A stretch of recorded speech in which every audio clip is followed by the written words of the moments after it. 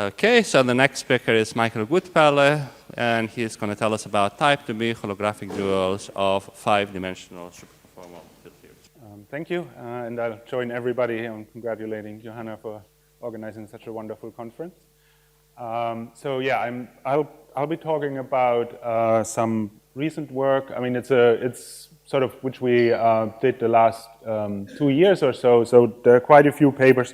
I mean, I won't go into a lot of details, but basically sort of the first couple are about the construction of the solution, and then I think since then we've been sort of using these solutions, studying certain holographic observables and making some tests.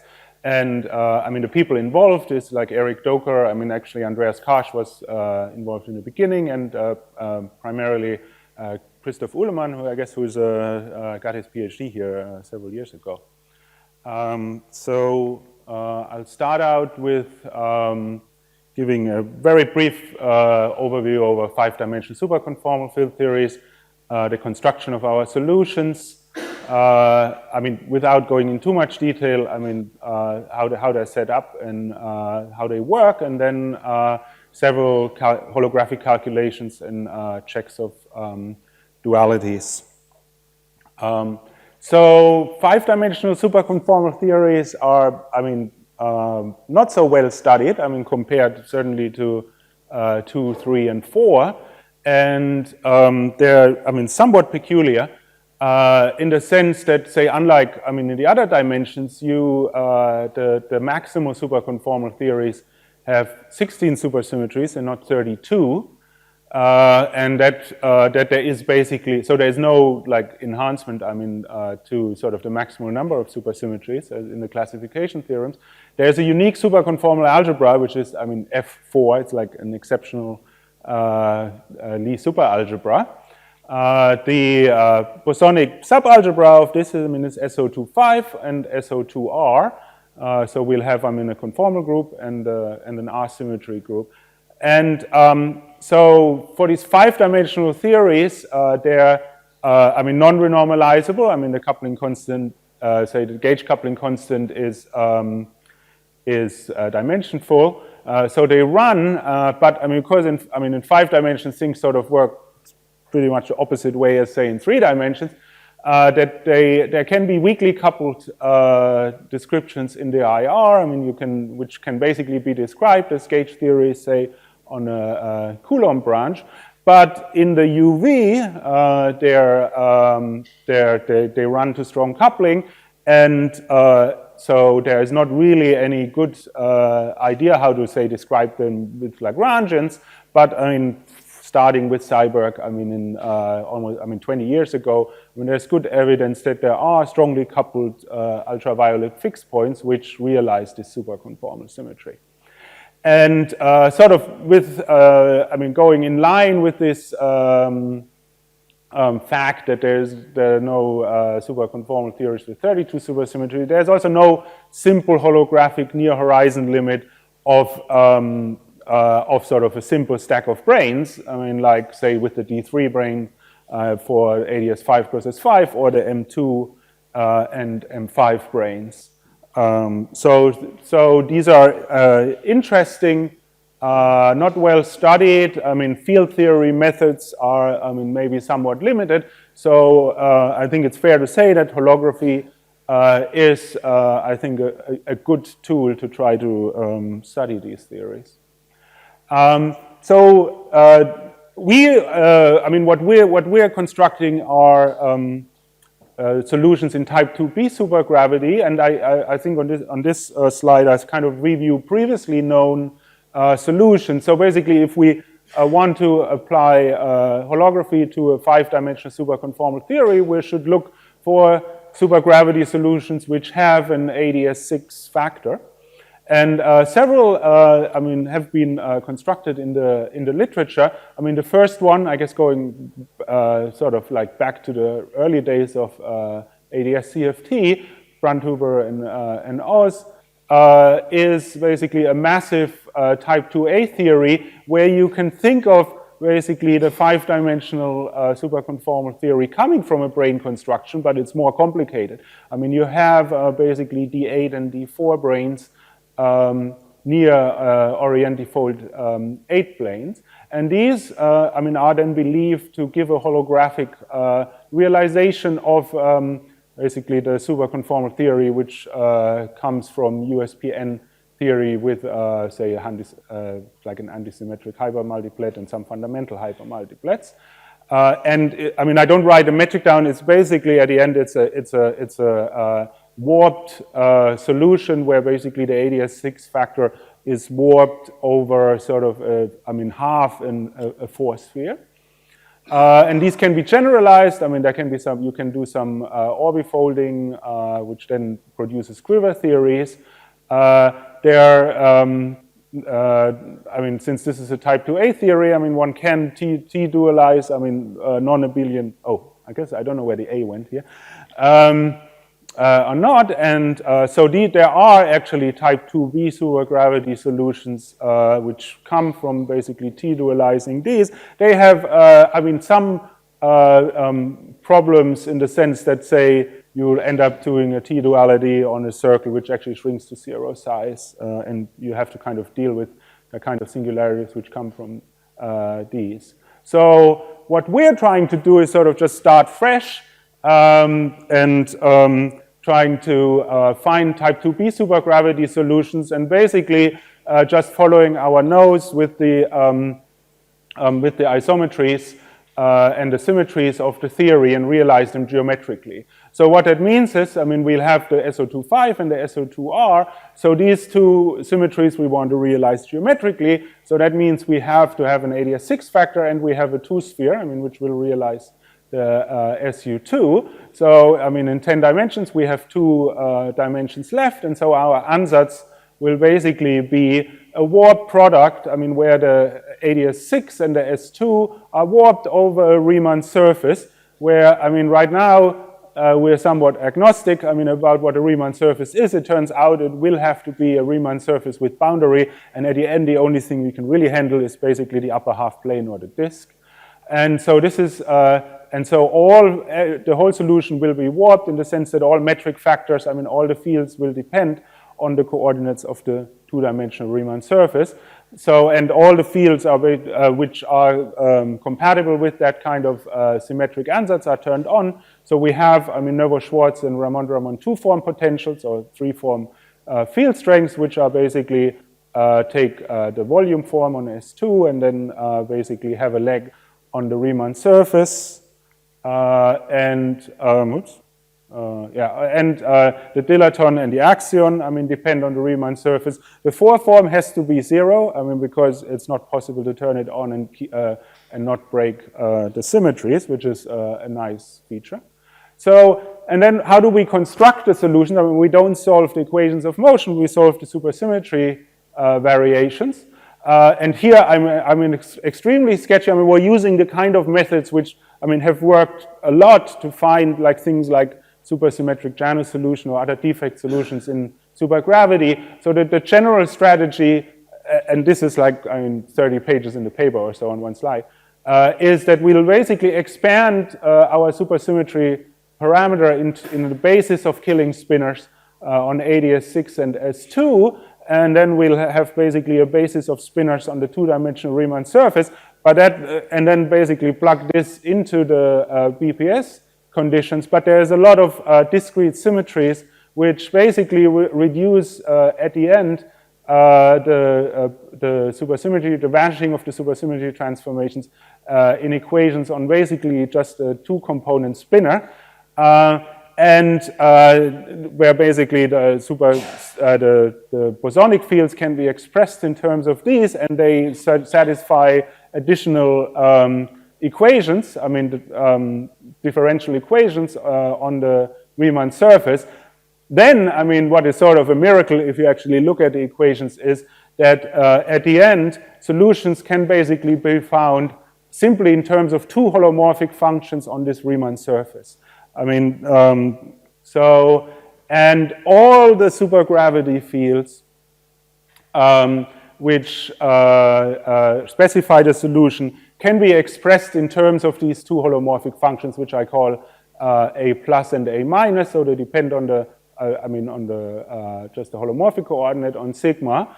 And, but the solution is quite complicated. So, I mean, you take this holomorphic function, you produce other functions out of it. I mean, like, say, these absolute squared of derivatives. I mean, here you actually have to do sort of one integration, but I mean, since everything is holomorphic, I mean, that's in principle no problem to produce this function b. So there's this kappa squared and g. These are sort of the basic building blocks.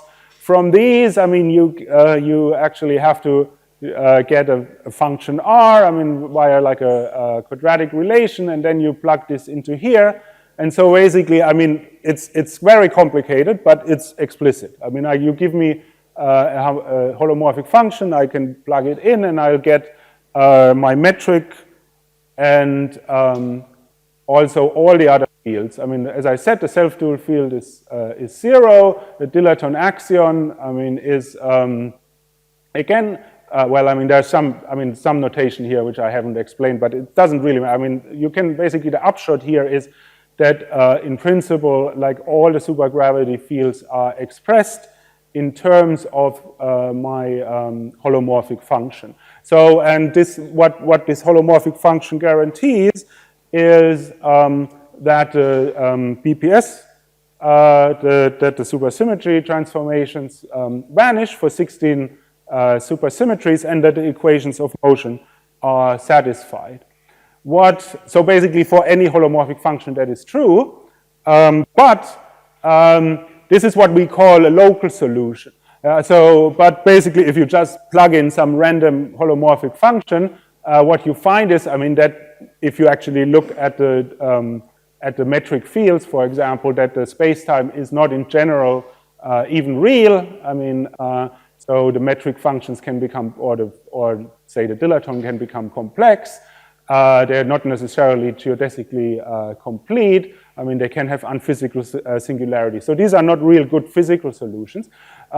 What one has to do is one has to impose additional boundary conditions on this field to get regular solutions. And one of the surprising things, which is that these are actually not that complicated. And there are basically two. And they have to do with basically how these derived functions, I mean the ones which come from the holomorphic functions, how they behave inside the Riemann surface and on the boundary. And I mean, at the end, I mean, this is a relatively complicated analysis. I mean, but the outcome of it is that basically if these functions are positive and therefore this other radius basically is like smaller than 1, then that guarantees the regularity, the reality, and the physical sensibility of the solution inside, and then on the boundary they have to vanish. And this vanishing has to do with the fact that, I mean, if you have a Riemann surface with boundary, I mean, you basically have to close off the space, and what happens is that these conditions basically guarantee that the volume of the two-sphere shrinks to 0 when I approach the boundary of the Riemann surface and the space closes off.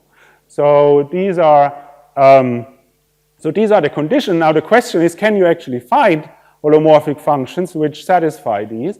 And I mean, we found, I mean, probably not the most general solutions, but a large class of solutions basically come from choosing the simplest Riemann surface with a boundary, which is, say, we choose the upper half plane. These holomorphic functions are then given basically by sort of simple logs. I mean, meaning that if you take the derivative, these will basically have simple poles.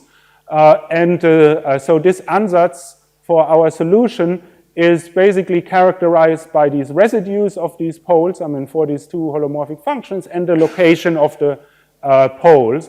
So some of the positivity basically implies that the residue of the A plus and the A minus are actually related by such a relation, and the regularity at infinity basically demands that all these residues sum up to 0. The vanishing condition on the boundary is a little bit more complicated, and what happens is that sort of by choosing just the integration constants, you can make G vanish basically at some interval, but then basically at this location, and I think, I'm sorry, I guess this should be XL. So these are basically the locations of the poles, say in dA, or the location, say, of the branch cut of the logarithm. So basically you have to be careful, I mean, about how you go around this pole, I mean, I call it now pole, and to make sure that if G vanishes here, that it still vanishes here. In general, it will be just a constant, and the whole thing is not really regular anymore, but you'll basically be able to derive these jump conditions to make G constant basically in between each of these poles, and that basically leads to a constraint which relates the residues and the location of the poles, and I apologize again for the mixed up notation. That's what you get when you cut and paste out of paper. So these are basically the constraints which the parameters of my solution have to satisfy, and if you count the parameters at the end, the number of moduli basically in this class of the solution is basically I choose the number of poles, and then I have basically L, and then I have 2L minus 2 free parameters, and they can basically be chosen to be the complex residues, say, of A plus, the Z plus P. And at the end, I mean, basically what we'll find out is that they will correspond to PQ5 brane charges. Okay, so what about these poles? The solution is actually not completely regular. So the solution is singular at the location of this pole. If you expand around it, the metric and dilaton axion and the freeform fields behave exactly like the near core or near brane solution for a PQ5 brane, where the charges of the PQ of the 5 brane are indeed related to the real and imaginary part of this residue. So basically we can say that the 2L minus 1 moduli are basically the 5 brane charges, and the condition that the residues had to sum to 0 is basically charge conservation. So what do these solutions, where do these solutions really come from? So basically, I didn't really mention that in the introduction with 5-dimensional SCFTs. 5-dimensional supersymmetric theories can be constructed basically using 5 brane webs. This goes back to Hanani and others. And so, where basically the idea is sort of just like in Hanani-Witten, that you say you have like some D5 branes, which basically realize the gauge theory, say, on the Coulomb branch. And, but such a brane, a web has a scale, so in some sense you take a conformal limit where this collapses, and our solutions, in some moral sense, are basically the kind of near horizon limit of such an intersection, even though, such a localized solution, say, which would be asymptotically flat, doesn't exist. So this is basically our conjecture. Basically the kind of counting of the moduli, I guess, seems to agree with that. But the question is really, can we actually, make a better case that these are really duals to these theories? You might be worried, say, about the singularities, yeah? Whether there are, say, degrees of freedom hiding there, whether like modes can run off, and whether this is truly a 5-dimensional, a dual to a 5-dimensional field theory, or not secretly somehow a gravitational system describing really this PQ5 brane web. And so here I just, I think I briefly flash, just some examples, say with 4 poles, where we basically choose the residue such that in this 5 brane web, you would basically think about this, say, as N D5 branes and M NS5 branes sort of intersecting orthogonally. So so these brain webs, there's also a simpler version, I mean, which I cut out, where you only have 3 brains, sort of like 5 brains, D5 brains, NS5 brains, and sort of 1-1 brains, and these are actually the 5-dimensional versions of like the TN theories of like Gayoto and Tachikawa and so on. So these brain webs have been considered before, I mean, by Aharoni, and so they are basically, there is a quiver theory, I mean, which is sort of a long product quiver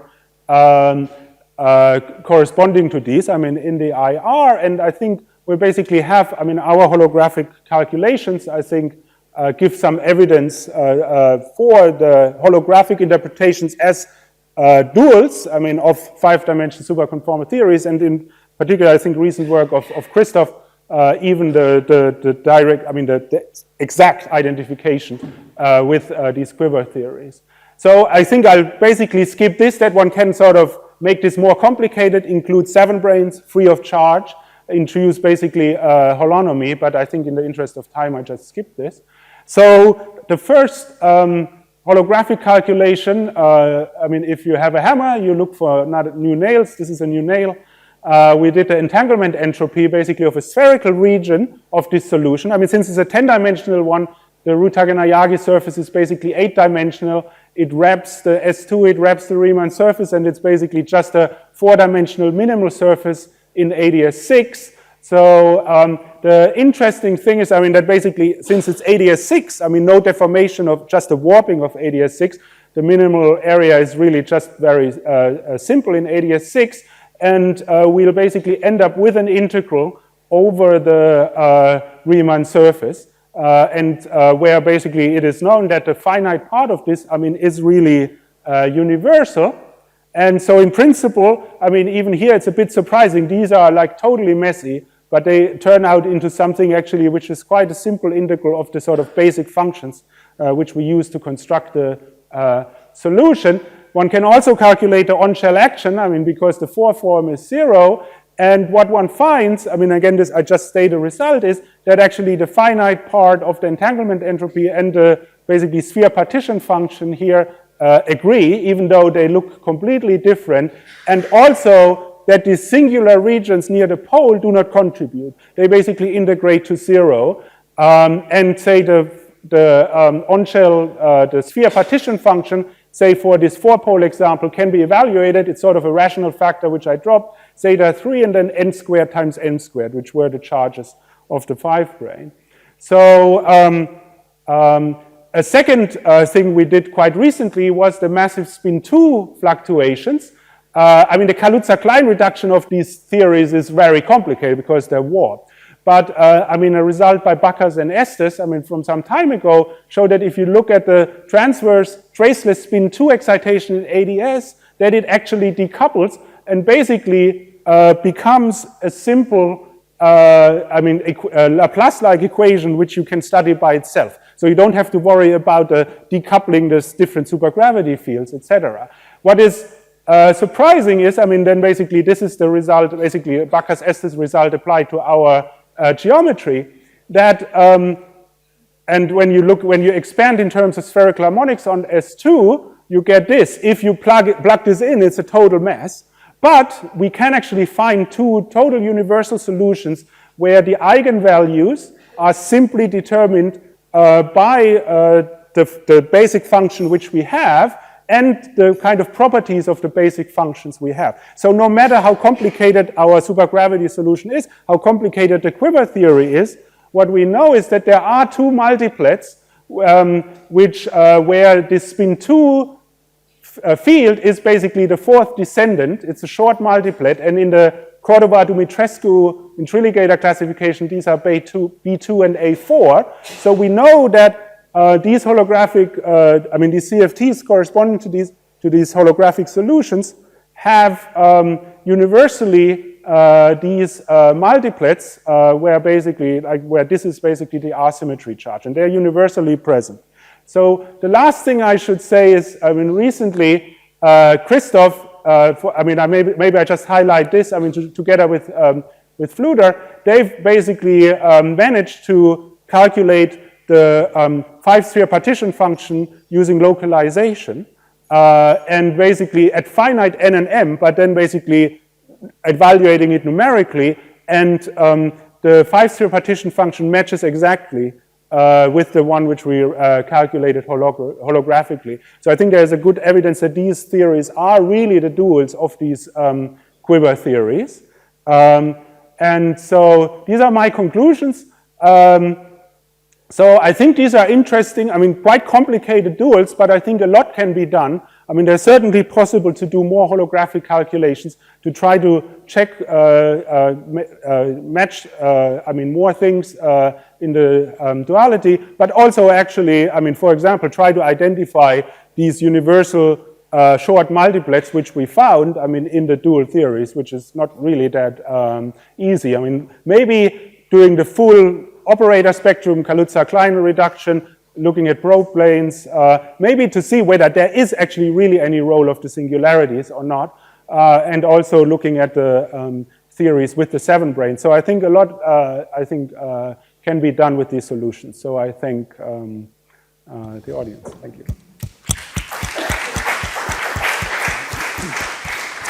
Thank you. Any questions?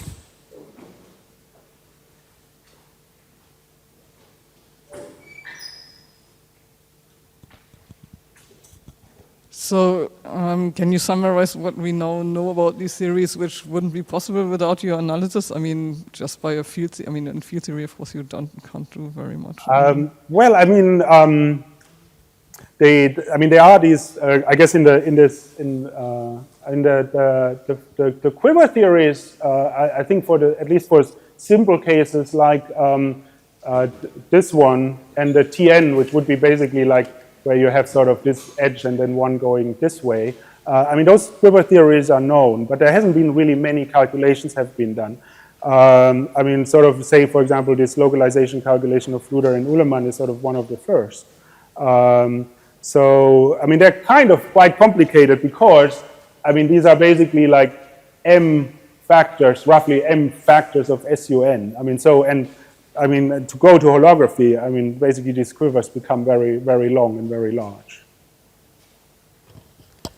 At some point you said that there were poles which never contributed? Well, I mean, so residues are zero? Or? Yeah, so the solutions are not completely regular. I mean, basically they are singular at the poles.